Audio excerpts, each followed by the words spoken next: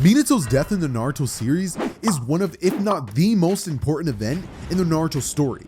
It sets up our favorite knuckleheaded ninja on the road to become Hokage and leads to Naruto becoming the Jinchuriki of the Nine Tails. But what if that changed? What if Minato survived that night, beat Obito, stopped the Uchiha coup, and train Naruto? What would the shinobi world look like with so many changes? Well, let's talk about it. Firstly, for Minato to survive, we have to change one thing: Minato's decision to seal the Nine Tails within himself.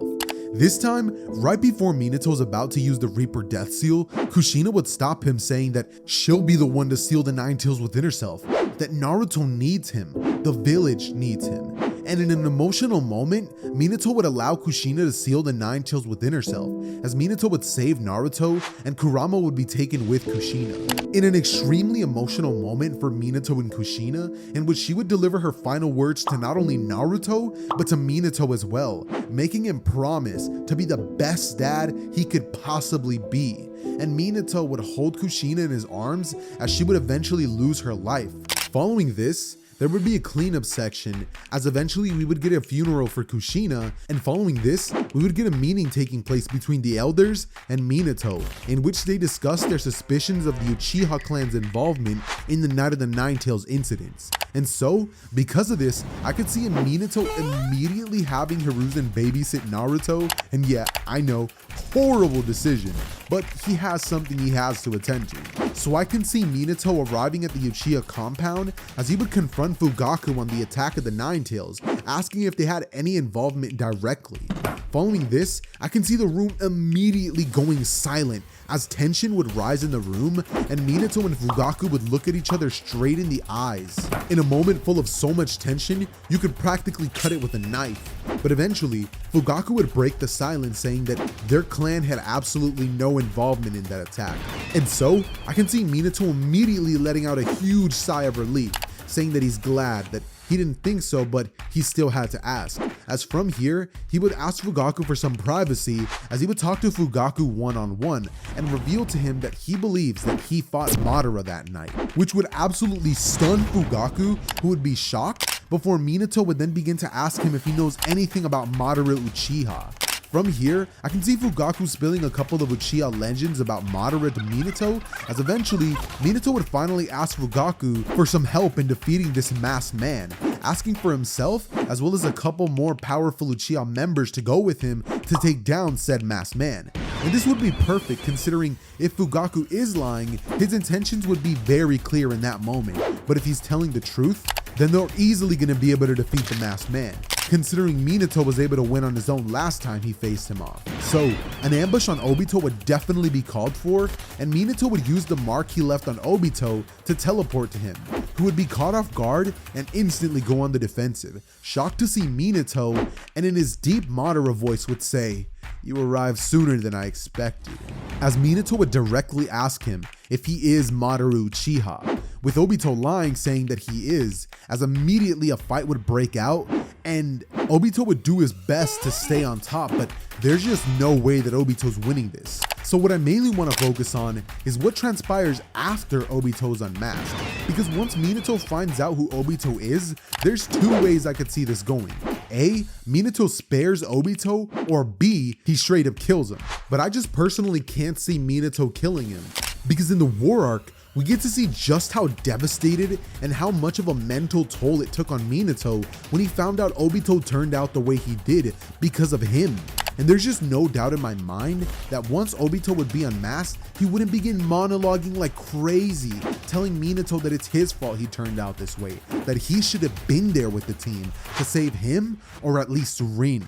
But instead, he let them die. And hearing that from Obito would definitely echo in Minato's head over and over and over, enough for him to try to get Obito to return to the village where he could get help, and a round 2 of this fight would immediately take place, where Minato would defeat Obito once again, but this time at the end of it, he would talk no jutsu him and cause Obito to return to the village, where showing him mercy would get Obito to realize the error of his ways. Because of this, Obito would end up actually informing Minato of the plan of the Eye of the Moon and of all of the events that took place before the attack of the Nine Tails, as well as apologizing for taking Kushina away from him. But as they're making their way back to the village, I can see Minato looking at Obito and telling him that he's the one who's sorry. He failed him first, and it's his fault that all these things happened. Had he been more cautious, had he been there, maybe things could have gone differently. And so, Obito would look down as they would teleport back to the village, and once they would arrive, this would lead to a bunch of crazy moments happening. One, Kakashi would see Obito again, and I can only think of one possible place where this scene would be done justice. Kakashi would be visiting Obito's grave, throwing some flowers on top of his tombstone, as in that moment I can see Obito saying, "Can't believe you missed me that much, Kakashi." As from here, Kakashi would immediately turn his head to see Obito, thinking that he just was hearing things, but when he took one good look at him, Kakashi's eye would be filled with tears and a huge smile would appear on his face as Kakashi would ask him how he's there, with Obito saying, "It's a long story, but first, I think I owe a couple people a visit." From here, Obito would spill the beans about what transpired after the events of the war arc and after him supposedly dying, and Kakashi and everybody else would be stunned with finding out that not only did Obito go through all those things, but also he's the one responsible for attacking the village.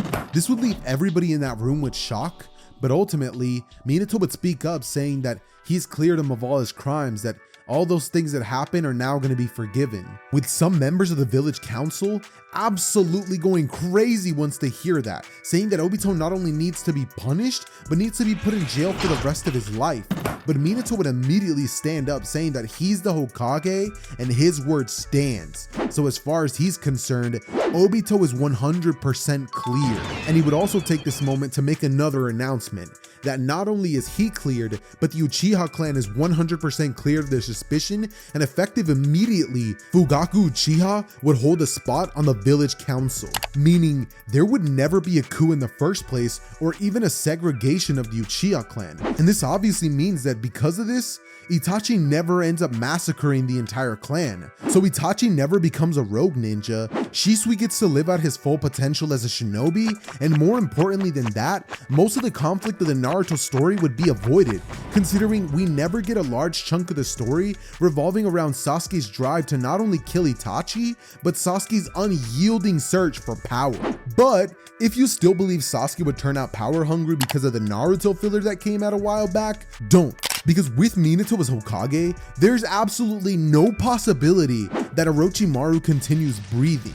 There's zero chance that Minato lets Orochimaru carry out his horrific actions and would either go himself to handle Orochimaru, or he would send Obito, who is more than qualified to defeat Orochimaru at this point. This now means that Sasuke absolutely has zero reasons to go with Orochimaru, because now Orochimaru never entices him to leave the village, and even if he did want to gain power, now he has to gain it somewhere else, meaning in the village by training with either Itachi or Fugaku. But enough of this, let's talk about the changes that happen in our favorite knuckleheaded ninja's life. Well, for starters, the Naruto we would get in this timeline would be a blend of his usual personality as well as Minato's, considering he was actually raised by him this time around. And Naruto would be extremely powerful, because not only would Minato train Naruto from a young age, but Naruto would learn the Rasengan and Flying Raijin, because watching his dad display these crazy abilities, he would be dying to learn them, training day in and day out so he could actually eventually learn these abilities and become the next Hokage. Also, Naruto wouldn't struggle half as much with his chakra control, considering Kurama isn't around to interfere with his chakra network. And because of this, Naruto would become sort of a mini Minato. And if you really think about it, it would be kind of like Boruto in a sense. Also, did I forget to mention Naruto would also have some sort of affinity with sealing jutsus, considering Minato would make sure he inherits those from his mom's side. So Naruto would learn a couple of jutsus from his mother's arsenal to pay a bit of homage to his late mother. And this means the Naruto we get in the series would be very powerful. But this also means another character grows extremely powerful as well, his rival Sasuke. Because now we have Sasuke with Itachi around, who's able to train him whenever he actually wants. And not only that, but Fugaku would definitely want Sasuke to be a rival to Naruto, so he would train him up, making sure he doesn't fall behind too much, which would keep the Naruto and Sasuke rivalry going in this timeline, which means once Naruto and Sasuke would graduate from the academy, they would both equally be mini monsters, and the mission on the Land of the Waves would be a complete joke to them. Not only can this version of Naruto and Sasuke wipe the floor with Zabuzanshaku, but so can Kakashi, who this time around will have Obito back in the village to not only go on missions with him, but also to train him to use his new Mangekyo abilities way better than he would in the original timeline. And this means that the Kakashi we get in part 1 would be so similar to the one that we get in the War Arc that it wouldn't even be funny, which means the Kakashi versus Zabuza battle here would lack any sort of stakes. And this is where I'm guessing most of you probably are thinking that the conflict in the story is over, right? Well, you would be sadly mistaken, and that's for 2 reasons. Number 1, the surrounding villages seeing just how powerful Konoha is getting wouldn't be too comfortable with it, considering the balance of power is all off. The Leaf Village has way too many powerful shinobi and is growing larger and larger by the day. So conflict would arise due to that, and we know this because power in the shinobi world means everything, and if you need some evidence of that, look no further than the Uzumaki clan, who was wiped out for quote-unquote being too strong. So with the villages being fearful of Konoha's rise to power, they would pay extremely close attention during the Chunin exams, and what they see on display wouldn't give them peace of mind at all. We're talking one kid who can already spam flying Raijin, the Rasengan, and hundreds of shadow clones, and another who rivals even those levels of power. Things are not looking good at all, and the final battle of the Chunin exams would be the thing that breaks the camel's back. The final battle would be an absolute spectacle. Naruto versus Sasuke's clash would be off the charts. It's a War Arc level fight at the Genin level, and both of them would bring their A game, clashing with taijutsu attacks, with Naruto spamming the flying Raijin and Sasuke spamming the body flicker, which he would have learned from Shisui, predicting Naruto's blows, having faced him for all his life, using fire, lightning, and even earth styles at the Genin level. They would both go at it, but eventually it would all end with a classic Rasengan and Chidori clash, which Naruto would come out on top, beating Sasuke by a hair, shocking the Kazekage, who would be present for the exams, who not only watched Naruto and Sasuke's insane battle, but also had to watch as Sasuke would stomp the ultimate weapon of the sand.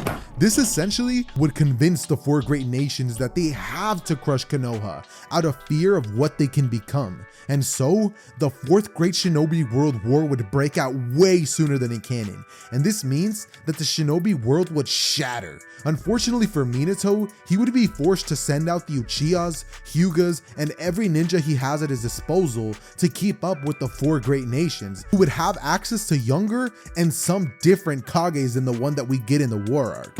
And not only that, but they would also hire the Akatsuki, who in this timeline are not only lacking Itachi, but they're also lacking Obito. And so, we would get a crazy War Arc, with obviously a bunch of fodder shinobi not really mattering, and most of them being taken out rather easily. In fact, I think Naruto would take out tons by himself, doing something similar to what Minato did in the war, taking thousands of opponents out, not by himself, but by using thousands of shadow clones in tandem with the flying Raijin jutsu. Naruto would manage to get a flea on sight order placed on him, and this would somehow make Minato proud, as well as disappointed at the fact that his son has to be participating in a war. But this war doesn't just give us cool Naruto moments, it also gives us incredible fights like Itachi versus Kisame, a fight I'm sure each and every single one of us would have loved to see, especially since Kisame hinted at him potentially being able to take Itachi out in the anime. I mean, seriously, just imagining how cool this battle would have been gives me chills. But we'd also get fights like Obito versus Pain, an extremely hype battle as well, if only for the namesake, since I'm sure most of us know the outcome of this.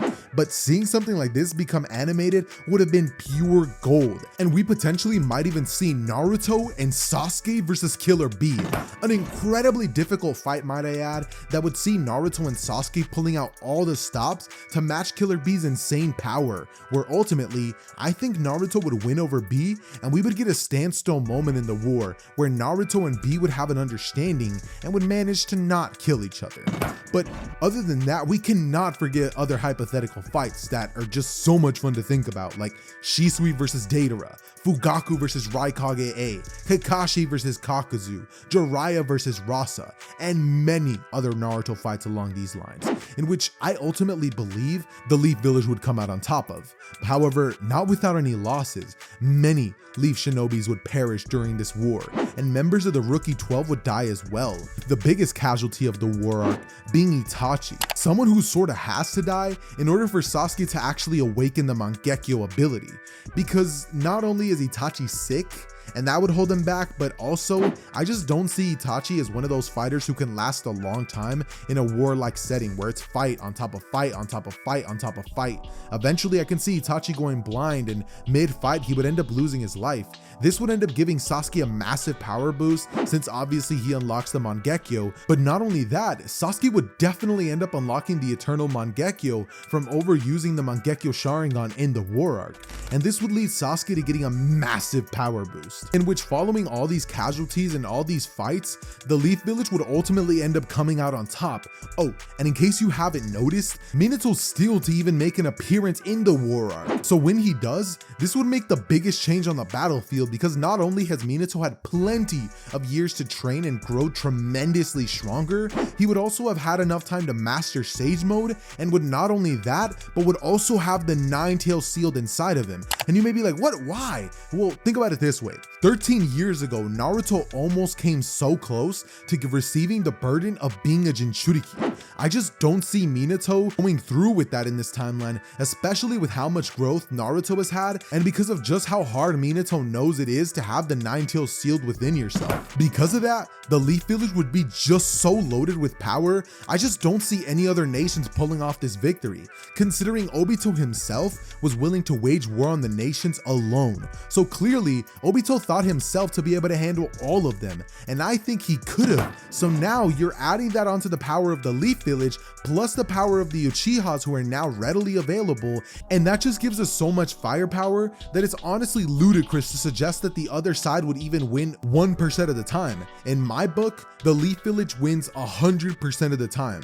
So to answer the question, what would happen if Minato survived? Well, in my opinion, the story would be filled with a lot less conflict than what we get in the original. But hey, at least we don't have to deal with Kaguya's resurrection, am I right?